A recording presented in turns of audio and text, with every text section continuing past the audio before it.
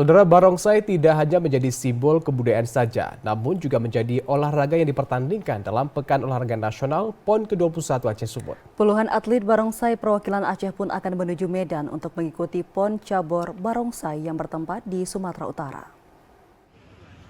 Barongsai tidak hanya menjadi simbol kebudayaan saja, namun barongsai juga menjadi olahraga yang dipertandingkan dalam Pekan Olahraga Nasional PON Aceh Sumut yang ke-21.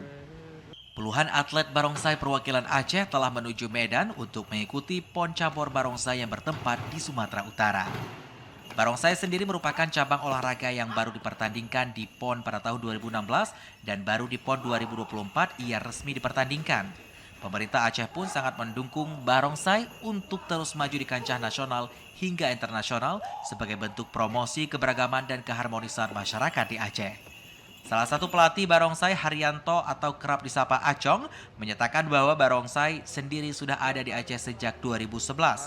Ia terus melatih atlet barongsai yang berasal dari berbagai daerah di Aceh untuk memberikan yang terbaik bagi Aceh di PON kali ini. Ia juga menambahkan bahwa Aceh menargetkan 2 emas di cabur barongsai di 2 kategori yang berbeda. Kita sudah melaksanakan Platda dari tahun 2022, 2023 dan tahun ini ada Platda 2024 di Platda sentralisasi.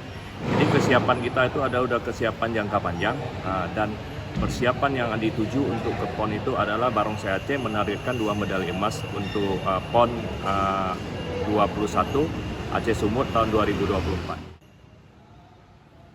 Di samping itu, salah satu atlet, Zia Azila, menyatakan bahwa ia sudah mempersiapkan PON 2024 ini sejak 3 tahun yang lalu. Dirinya sangat yakin bahwa Aceh akan membawa medali emas di cabur barongsai. Kalau untuk persiapannya kami udah 3 tahun. Semoga kami mendapatkan yang terbaik di setiap kategori yang kami ikuti, yaitu semuanya mendapat emas.